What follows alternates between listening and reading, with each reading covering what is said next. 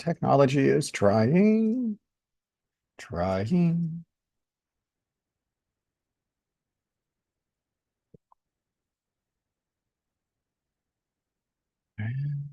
Almost there. Drum roll. Yes. Okay. It is working correctly. Very nice. I like when it works. Well, I like when it works the first time. It's been a while since we've had complete failures. So it is good to see the technology has continued to improve. Today, we're going to talk a little bit about technology, but it might not be the one you're expecting. We are continuing with the book of Shemot, the book of Exodus, into chapter 39, Pekudei. We are dealing with the construction of the Mishkan. Now, I know we already talked about the blueprints a bit. That was a couple parshiot ago. And now we're talking about the actual implementation of those blueprints, the actual building of the Mishkan. But it's not the technology of the Mishkan itself that I want to focus on. There are interesting studies of attempted recreations of how things might have been woven or used. Those are fascinating, and I highly recommend exploring the material culture of our ancestors' craftsmanship. But that's not the technology that we're going to look at. We're actually going to look at the technology of Torah. Because we get an interesting repeated phrase throughout this this chapter and throughout this section that, with the right commentary, can show us that there is something going on here that needs deeper understanding into the very nature of how Torah itself works, specifically how the instructions, which is what Torah means, are transmitted from one person to the next, from one generation to the next. That's all I'm going to say at the moment because I want to let our commentary and our analysis speak for itself. So let's go ahead and begin with our text. Here we are in chapter 39, verse 1. Now, from the blue violet and the purple and the worm scarlet, they made the officiating garments for attending at the holy shrine. And they made the garments of holiness that are for Aharon, as Adonai had commanded Moshe. All right, so we are moving into this section to talk specifically about the clothing, the bigadim, that are going to be worn by both the Kohanim in general, as well as the Kohen Gadol, as well as the high priest, who will be officiating. In this case, of course, that will be Aharon, Moses' brother. In future generations, it will be a Kohen that has been selected for the job. And so let's see how they actually built these things. Then was made the ephod of gold, blue, violet, purple, worm scarlet, and twisted byssus. Then were beat out sheets of gold, and they were split into threads to make use of them amidst the blue violet, amid the purple, amid the worm scarlet, and amidst the twisted byssus, all of the designers making.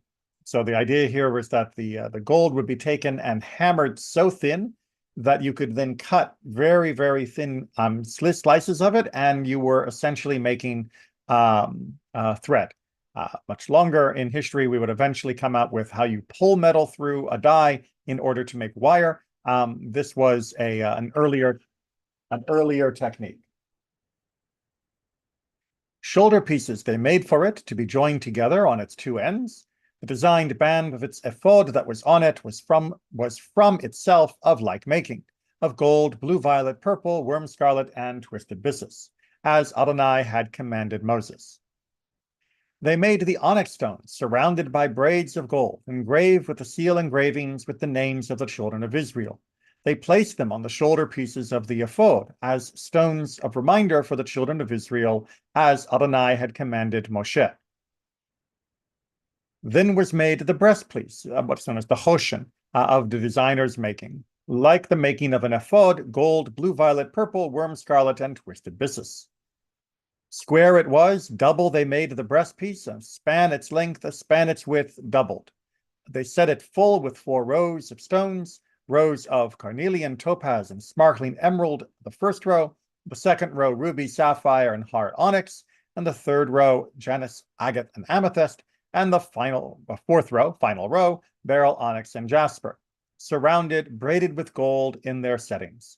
And the stones were with the names of the children of Israel, 12 with their names, signet engravings, each with its name for the 12 tribes. They made on the breastpiece laced chains of rope making of pure gold. They made 2 braids of gold and 2 rings of gold, and put the 2 rings on the 2 ends of the breastpiece, and put the 2 ropes of gold on the 2 rings on the end of the breastpiece, and the 2 ends of the 2 ropes they put on the 2 braids, and put them on the shoulder pieces of the ephod on its front. So this is creating the breastpiece's harness, if you will, of what will suspend it over the chest of the Kohen Gadol. They made 2 rings of gold and placed them on the 2 ends of the breastpiece on its edge that is across from the ephod inward, and they made 2 rings of gold and put them on the shoulder pieces of the ephod, below, facing frontward, parallel to its joint above the design brand of the ephod. They tied the breastpiece from its rings to the rings of the ephod, the underlying robe, with a thread of blue violet to be fixed on the design band of the ephod. The breastpiece was not to be dislodged from the ephod, as Adonai had commanded Moshe. All right, we're going to stop there. This continues apace in the same way, describing each of the elements that we had already heard about in our previous parshiot that described the donations that were being brought and the description of the items that were going to be built. Now, in this chapter and the surrounding sections, both these garments as well as the tabernacle itself are being built. And so rather than you will make it, it is and it was made. We have moved from the command to the fulfillment of the command. Now that in and of itself is of course a beautiful reason to contain this within the Torah, but you will notice, or at least point out if you haven't already noticed, that there is a recurring phrase that occurs throughout this section, and that is our final phrase for many of these different passages. Ka'asher tziva Adonai et Moshe, as Adonai had commanded Moses. This phrase seems to come up again and again and again. And on the surface of it, like many things that we notice in the Torah, it feels a little redundant, unnecessary. I mean, did we think Moses wasn't following the commands? We'd already heard the commands in previous chapters. We know these are the commands. So yes, when it got done, it was done because it was commanded.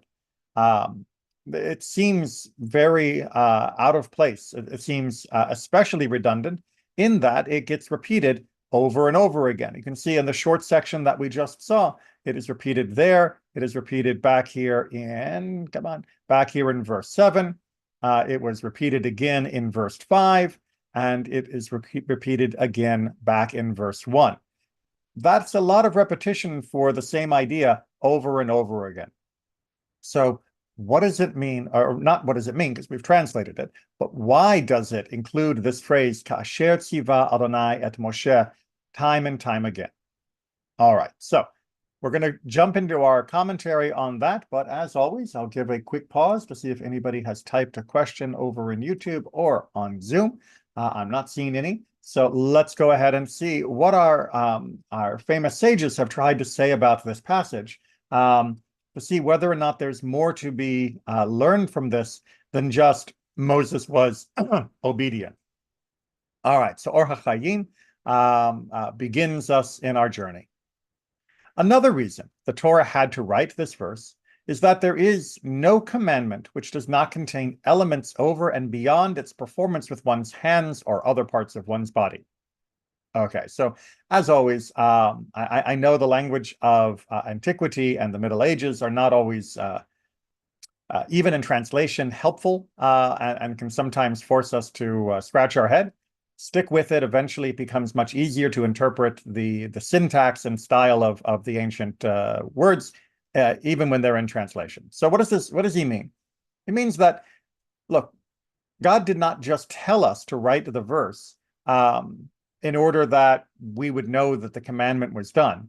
It is reminding us that there is more to each commandment than just what happens in the fulfillment of the commandment, in the physical element of the commandment.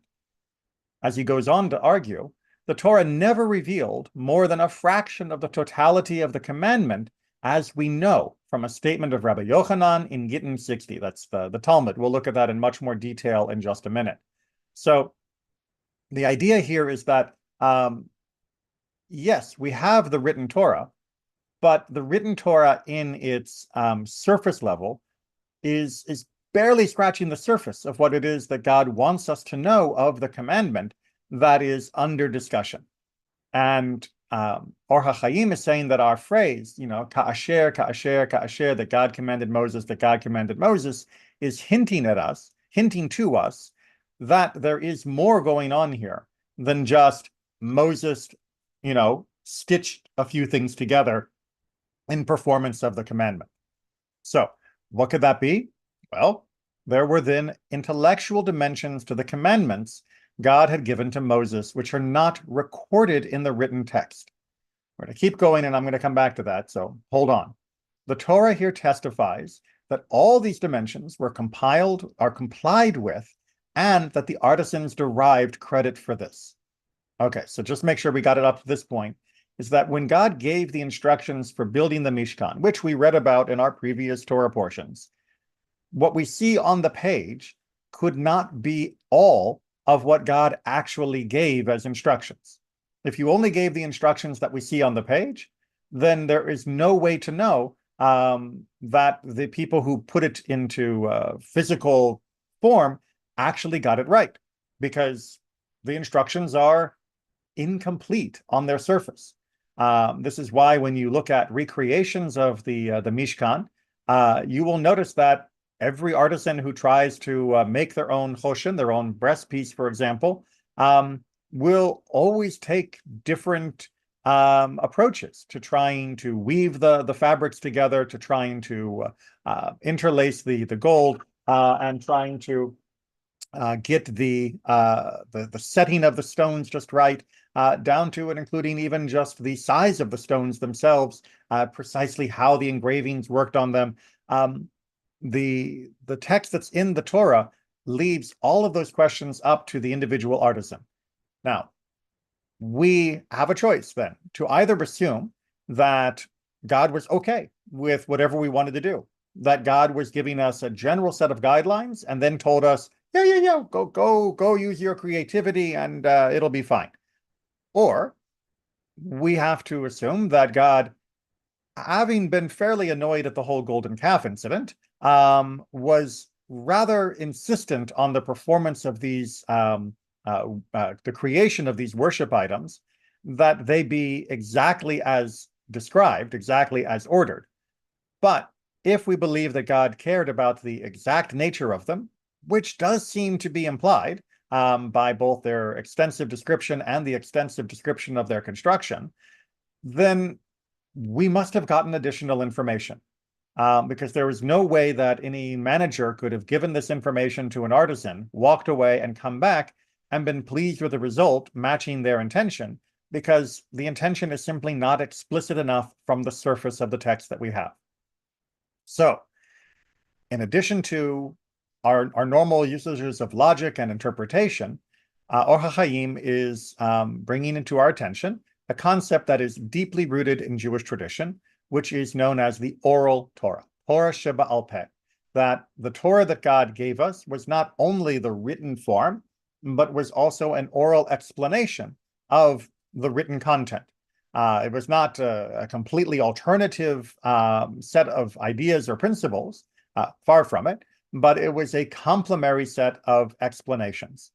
One of the ways I like to explain this is if anybody who here has ever learned how to drive a car, I can guarantee that you did not learn how to drive a car by reading the driver's guide that was given to you by the DMV. The Department of Motor Vehicles does a lot really well, and they're so much better than all the jokes that get told about them. But that's not right for now. But they don't actually train you well by giving you a book that tells you these are the rules of the road. When you approach a yellow light, do this. When you approach a four-way stop, do that. Yes, those rules are there, and that's great. But you can't learn to drive a car from just that. You need somebody in that passenger seat walking you through all of the details that go into using that driver's book and using the car in order not to have an accident and to comply with the actual laws. If you tried to capture everything that got stated by that person in the passenger seat giving oral instructions, it would be many, many times larger than the actual driver's manual to begin with. And that's what we're talking about with the Torah Sheba'al Peh, the oral Torah, as well as the Torah Shebichtav, the Torah that is written. And we need to recognize that if we are going to properly approach and connect to the depth of what God wants us to get from the Torah. Let's continue a bit, and I'm sure that this topic is going to bounce around quite a few times over the rest of our discussion. The Torah here, whereas some of these hidden dimensions of a mitzvah, meaning the elements of a mitzvah that are not easily seen or even seen at all in the written form, are alluded to by the way the legislation in the question is recorded in the Torah, such as the crowns on the letters, the particular font, others are not.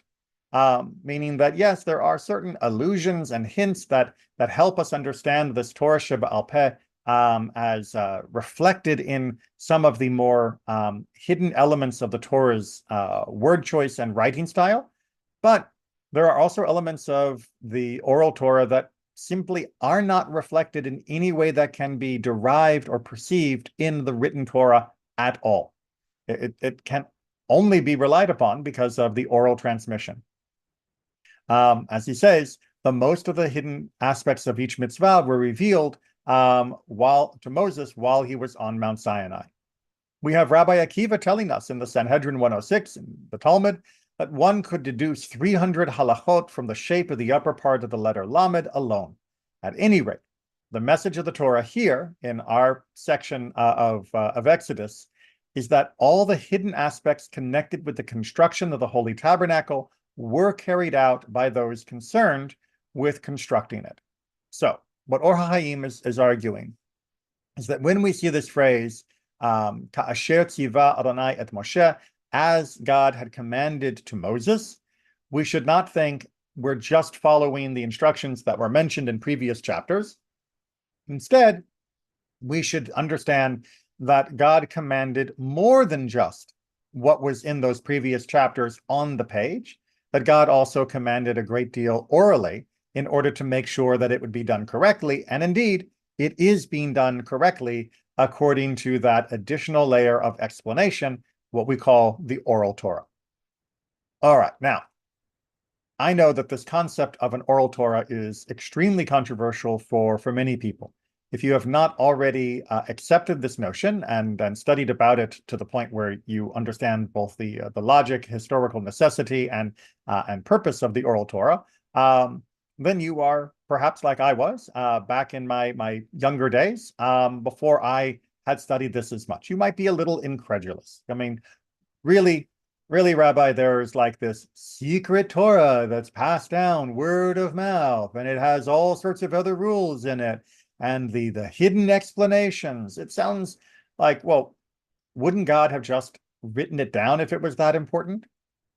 And the answer is no, because it cannot be. The same way that I can write down all the formulas of geometry, but a student would never actually be able to progress in their understanding of them unless they were extremely talented and gifted in their own self-study. Likewise, the Torah is the set of formula, the set of formal declarations that need a teacher to explain them. This is not alternatives. This is not subversion. This is not addition. This is not subtraction.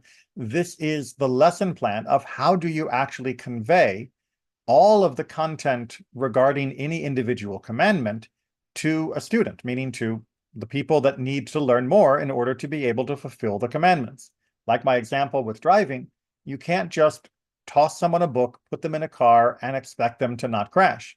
Likewise, you can't just give the Torah to someone, tell them to read it, and expect them to not have a great difficulty in bringing it correctly into their life and correctly into the world. There was a interesting book that was written, must be 20, 30 years ago now, called Living Biblically, if I'm not mistaken, where the author tried to, quote, live a life according to the Torah. But he was not very learned. He had not studied traditional law, and he just basically read it and did whatever occurred to him to do. It's very humorous, and I think it was mostly meant as a bit tongue-in-cheek, but it is a good example that you can't expect people to just look at the book and know what to do. This is exemplified time and time again in the modern world, where we, as Jews, know other religious traditions, Christians most importantly, that borrow our book as well. Their Bible includes our text, and yet their interpretation and implementation of it can often be radically different than ours. And this is a significant problem when it is used to make public policy in a secular democracy like the United States. So the oral Torah is what keeps us from heading down those dead ends of interpretation that are not what the Torah is trying to tell us, because we have somebody who says, my teacher told me this is what it means, and this is how we have lived according to these verses in such and such a way. Without that chain of explanation, the Torah becomes incomprehensible at best, and it becomes a trap at worst, leading people into doing all sorts of things that the Torah never approved and would not want us to do. The oral Torah is absolutely essential, just like that driver instructor, just like your geometry teacher, just like any attempt to learn anything requires someone who actually explains what it means correctly, rather than just giving you the written notes. Okay, but we still have sometimes arguments about exactly how much is valued and balanced in different places. So let's look at a famous argument. This is the one Or HaChaim talked about from Masechet Gittin about the balance between these two. Rabbi Elazar says, the majority of the Torah in writing, while the minority orally. As it is stated from the prophet Hosea, I wrote for him the greater part of my Torah. They were reckoned a strange thing. All right, so based off that verse, Rabbi Elazar is arguing that if we were to try and stack up the amount of Torah that the written Torah and the oral Torah each have, that the oral Torah, the written Torah would actually be a majority of the total word count, the total content that was being transmitted, and the oral Torah is smaller, much like if you were to read Moby Dick and also read what I grew up calling the Cliff Notes. I think now they're called Spark Notes in many places, or the Wikipedia entry. The major book is going to be much larger than the commentary on the book, the explanation of the book. That usually you'll be buying something to explain it that will be much shorter than the book itself. Rabbi Elazar is of the opinion that the oral Torah is in fact shorter than the written Torah. Rabbi Yochanan disagrees. Rabbi Yochanan says the majority orally, al peh, while the minority in writing, as it is stated, with regard to the giving of the Torah to Moses on Mount Sinai, for on the basis of, which can be rendered al pi, these matters, meaning on the mouth of, I have made a covenant with you and with Israel. So Rabbi Yochanan turns to Exodus 34 and says, look, the language there seems to say that it's about the mouth that is the foundation, that is the basis. And as we all know, a foundation is always wider than what goes on top of it, meaning that it is the greater part, the larger part of the total amount of Torah. Now, you'll notice, and this is a good thing to know in general, that throughout rabbinic literature, when they talk about the Torah, they mean both the written and the oral together, unless they say explicitly the written and the oral in different parts. So when they say the majority of the Torah, they mean the majority of that totality of God's transmission to us, whether it be in writing or in an oral form. So that's the argument. Now, we need to debate over that. That's one of the joys of Judaism, is we don't just have statements, we have discussion. And the discussion will take each other seriously and present appropriate challenges. And here is the first such challenge, a very typical style of challenge. And according to the other sage, in this case meaning Rabbi Yochanan, as well, isn't it written, I wrote for him the greater part of my Torah. All right. What this is doing here is a very typical Talmudic analysis element or technique, which is you have two put it back up. You have two scholars, Rabbi Elazar and Rabbi Yochanan. Each of them have brought a verse to justify their opinion. Well, that's great. That's fine.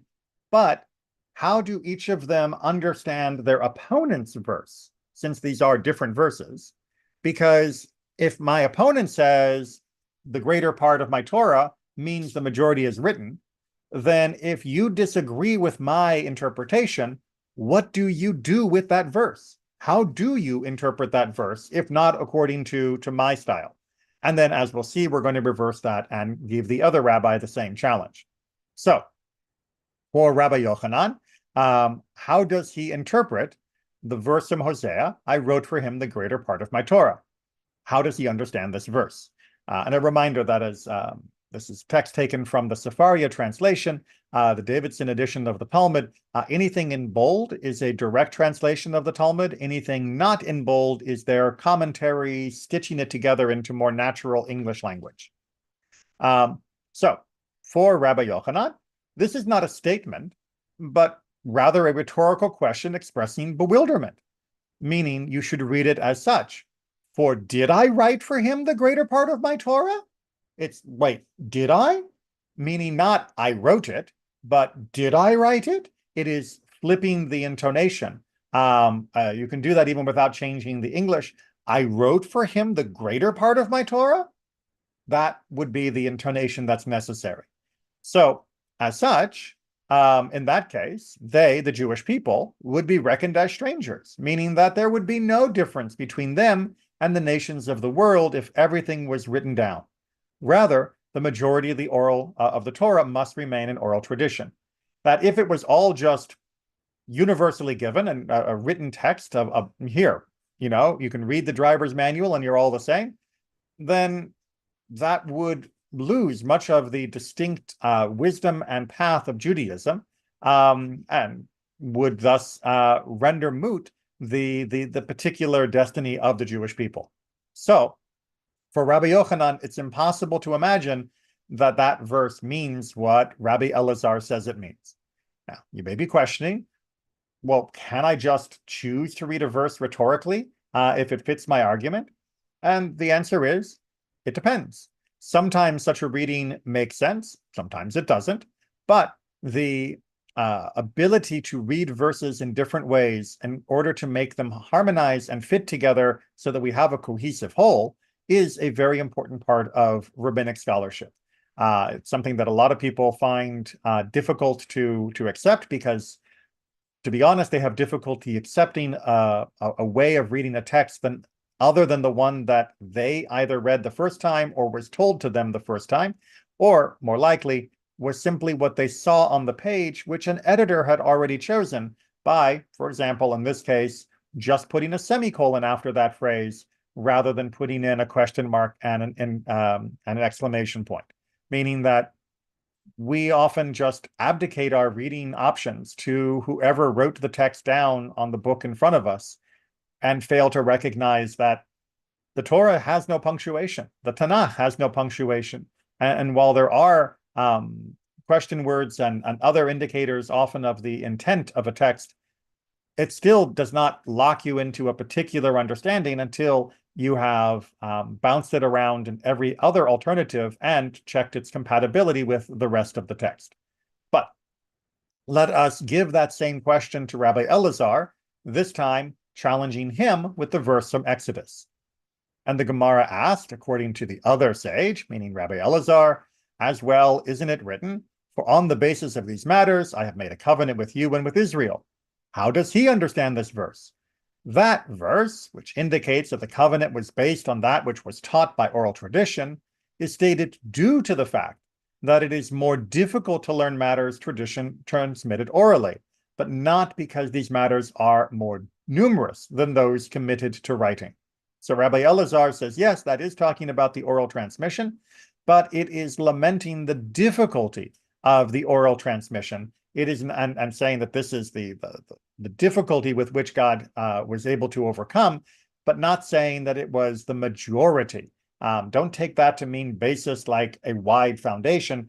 Take it as basis as in the effort that was needed. So it might have taken more time to learn it orally, but that doesn't mean that it was a larger quantity when done orally. So that's how each of them reconciles the or opponent's verse and maintains the legitimacy of their own analysis. Rabbi Yehuda bar Nachmani, the disseminator for Rabbi Shimon ben Lakish, expounded, "It is written, write you these matters," Exodus 34, and it is written later in the same verse, for on the basis, meaning al-pi, orally, these matters.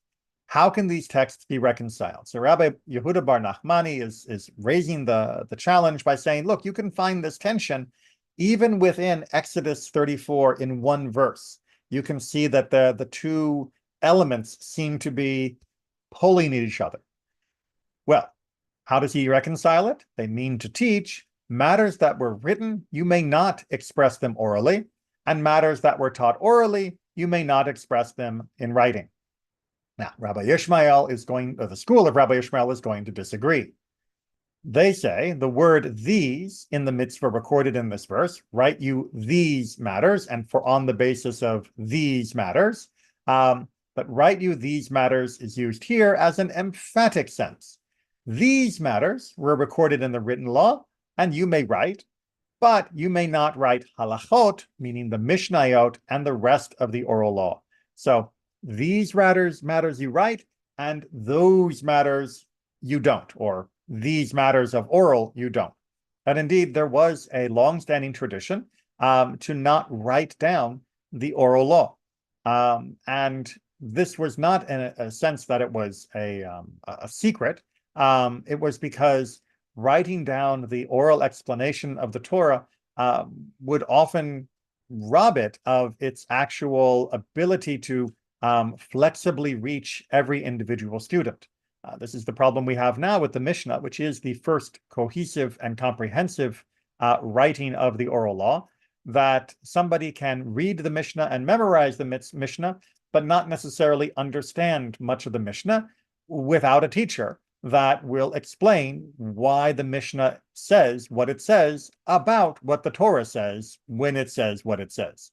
So the living teaching element is absolutely essential, and that was why there was a general reluctance to write any of the oral Torah down, in order that one not simply recite a lecture about Torah when teaching was meant to be constantly adapted to the student, not changing the content any more than a driving instructor changes the rules of the road or the geometry teacher changes the rules of geometry, but they absolutely will change the examples they give, the formulation of the sentences they use to explain and convey that information, and the way they will emphasize different things in order to break into that student's mind and get them to understand whatever the topic might be.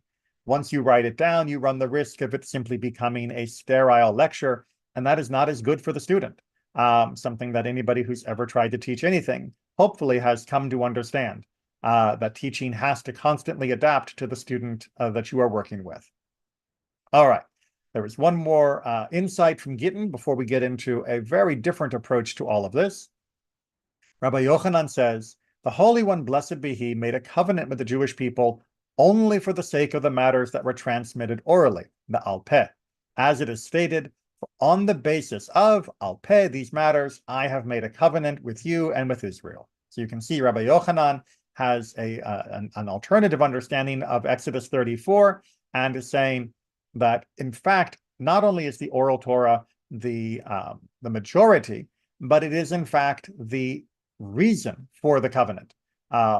Now, that may sound shocking. I know. I used to be in that camp 30 some years ago, and also thought this sounded a little fishy. But the idea being that it is only because of the oral tradition that we are able to actually use the written Torah, that without the tools that our chain of explanation have given us to unlock all of the intricacies, we wouldn't know what matzah was. We wouldn't know how to slaughter an animal. We wouldn't know how to celebrate Sukkot. We wouldn't even know the particulars of the laws of Shabbat, which have figured so prominently throughout the book of Exodus and the building of the Mishkan. all of that would be missing. And as such, what would the covenant be? What would we be able to do? How would we be able to follow the commandments were it not for the oral explanations of all of those aspects? We can see as well historically that when the Karaite revolution happened, when the group of Jews tried to reject all of the oral Torah, all of the Torah Sheba'al Peh, it was a bit of a problem because it became impossible to actually know what was needed to be done. And within a generation, that group had already developed their own oral interpretation of what needed to be done in order that they be able to live according to Torah. And they sort of reinventing the wheel, but in their own way, and obviously not in compliance with the chain of tradition that had continued up till that point. Okay, I'm going to take a little pause there, check the YouTube comments. Not seeing anybody chiming in. Let me grab a drink. Okay. We are going to finish off with Kedushat Levi. This is a more modern Kabbalistic interpretation of well, lots of things, but our particular parasha is going back to ask us a question that I've left off the table till now for fear of confusing things, which is that this phrase "Ka'asher tziva Adonai et Moshe," which appears so prominently throughout the discussion of the garments, does not appear with the construction of the Mishkan itself, of the actual tabernacle. So he is answering a question of why is there this discrepancy? Why use that phrase, that as was commanded to Moses when talking about the clothes, but not use that phrase when talking about the building? So we're going to pick up in the middle of his commentary. Unfortunately, it is too long to read all of it, but as always, go to safaria.org and you can look up the full citations for all of these, as well as many other tangents that it will lead you down, which is one of the joys of Jewish learning. So when we consider this, meaning when we consider in this context Kedushat Levi's interpretation of Moses's unique character, we can also better understand Nachmanides, Ramban, who, when commenting on the making of the priestly garments in Parashat Pekudei, chapter 39, draws our attention to the fact that whereas in connection with the execution of the orders to make these garments, the Torah repeatedly states at the end of dealing with a particular garment, in accordance with how God had instructed Moses, that happens. Whereas in Parashat Vayakel, which was last week, where the construction of the tabernacle itself is reported, we do not find a comparable confirmation of as God had commanded Moses at the end of each section. That discrepancy may be an illusion, but as far as the tabernacle was concerned, Moses was able to arrive at the precise detail of the tabernacle without having to be instructed by God in those details. All right, so what he is positing is an alternative explanation with regards to how much information was given, which is that for the building, Moses could actually understand. When God said, make this cloth, he intuitively knew exactly what that cloth was supposed to be like without additional information and explanation from God. So that is why there is no mention of in accordance with how God had commanded in that section. Obviously, that's going to leave us with the question of, well, what about with regards to the priestly garments then? Why was Moses less in tune? But let's talk about that being in tune in the first place. The Zohar, one of the great books of Kabbalah, calls this uncanny ability of Moses as the Shekhinah was speaking through the throat of Moses, meaning that it was an intuitive understanding, not an overt declaration from God. While the tabernacle represented the Jewish people, Moses, as its leader, could be on the same wavelength, the modern expression, as God concerning it. So no problem, right? This is representing the Jewish people. Moses is obviously the ultimate representative of the Jewish people, being in tune with what God wants with regards to the tabernacle itself. Well, for Moses, that was easy. Obviously, for the rest of us, not so much. But for Moses, that was easy. He didn't even need additional explanation. God said, make a cloth. And Moses was like, yep, got it. I know exactly what you mean. No problem. And he was right. It was exactly what God wanted. Seeing that Moses was not a priest, however, he could not be expected to be on the same wavelength as the priests, so that he required to be instructed in the details of how and from what materials the priestly garments were to be made. So for the priestly garments, where we do get as God had commanded, as God had commanded, as God had commanded, repeated over and over again, that was because Moses was not a Kohen.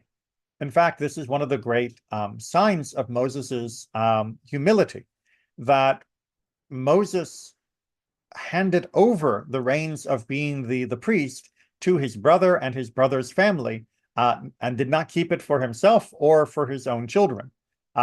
Moses was willing to set aside what most of us would probably have wanted, which is more power, more status, more standing for the community. Moses had no interest in that. He only was interested in doing what God had asked. And if God asks him to make Aaron the high priest, then he's going to make Aaron the high priest. And as such, that was fine. However, that does mean he's not quite as perfectly in tune with the topic of the garments, since they are not his. They are not part of his own destiny. They are part of his brother's. As such, he needed more instructions, more of the oral Torah with regards to the garments, and we know that by that repetitious phrase, as God had commanded Moses, as God had commanded Moses. Okay, now we get to what I hope will also be part of not only our intellectual understanding of the notion of the oral and written Torah and how important they each are, and why Jewish study involves a transmission of interpretation rather than just what do you think. Kedushat Levi, I think, gives us a brilliant insight into what made Moses special in the first place in ways that we can try to imitate. I don't think we can match Moses, but we can definitely aspire. Only after Moses had divested himself of all aspects of ego, individualism, was he able to know exactly how the priestly garments were to be made, and from which materials. When the Creator spoke to him mouth to mouth, Moses was on that level of disembodied holiness. The remarkable the editor is going to chime in here to try and explain this for us. The remarkable aspect of the author's explanation of why Moses' name was not mentioned in this portion is that it was not a rebuke by God for his having given God an ultimatum that unless he would forgive the sin of the golden calf, Moses would want his name to be erased from the Torah, as most of the other commentators say. For our author, the absence of Moses' name is a compliment, not a rebuke. All right, let me walk you through the midrash that is being discussed here and where we're going. Like I said, this is all explained in much greater length in Kedushat Levi's long explanation, but I think I can condense it, and we'll still keep our study length the same length as I hope. So this parasha is unusual because in the portion that's being discussed, Moses's name doesn't show up. It's a very unusual section of text. Now, there are some that argue, as the editor here is mentioning, that was because Moses had told God, either you forgive the Jewish people or take me out of your Torah, erase me from your Torah. I don't want any part of it because, I might as well die here if you're not going to forgive the nation of Israel. So people say, commentators say, God was agreeable to that, but he did want to sort of rebuke Moses for trying to give God an ultimatum. And as such, he made sure that there would be this section of the Torah that didn't include Moses's name. Now, that's one explanation, and it is a good one, especially against the idea of giving ultimatums. Not my favorite thing in the world, and as something to be learned there.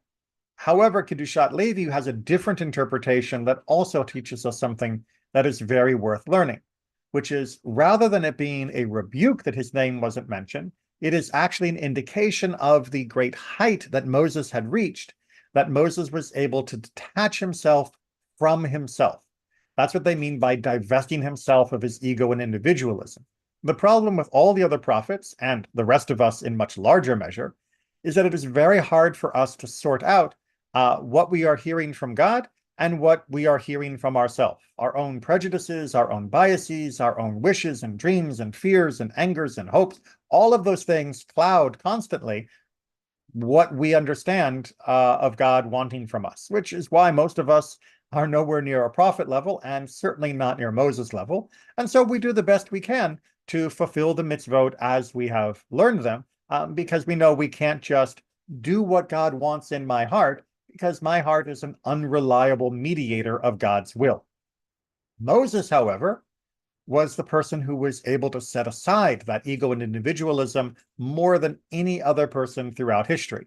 And that means that Moses, as exemplified in the section under discussion here, again, more of that in the long form commentary, was not found in the text because he had been lost in the text. That is to say, he had become so enmeshed in that humility of bypassing his own ego and self, in particular, especially when talking about the preparation of making his brother the high priest, that his name doesn't even appear. It is almost like Moses has dissolved into the text because he, as an individual, was not important in that section. He, as an individual, was able to let go finally of that sense of self that dominates so much of our lives. He couldn't do that always, but for a short while he could. Now, obviously, most of us are not even coming close to a prophetic level, and none of us are coming even to the same, ballpark as Moses's level of being able to accomplish this. But we can set aside our ego more often than we might think. We can stop and ask ourselves, am I interpreting this? Am I understanding this? Am I trying to do this because it's what I want?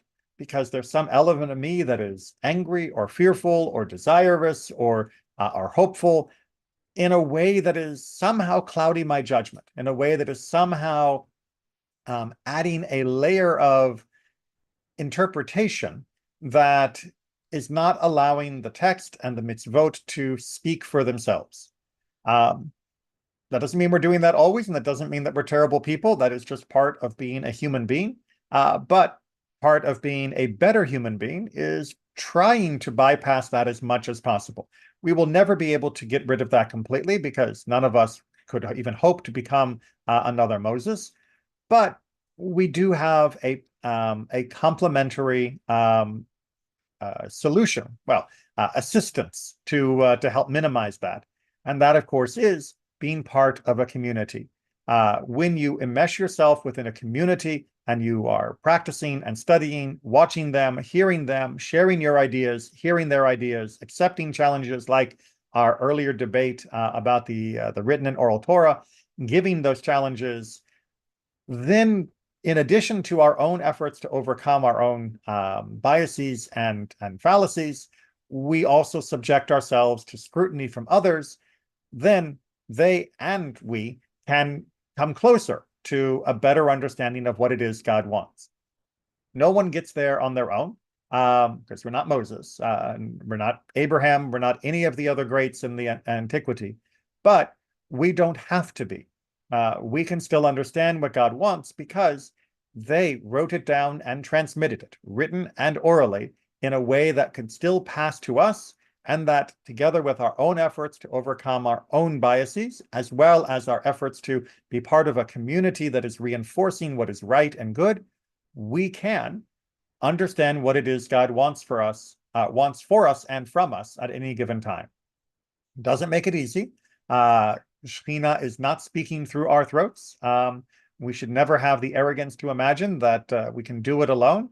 But instead, we should be grateful that we do have the tools at our disposal together and on our own effort to take steps closer. And with that, we will wrap it up for today. I'll double check. No one chatting there, and I don't see anything in Zoom. So thank you all, as always, for studying, and I hope to see you all again next time as we continue.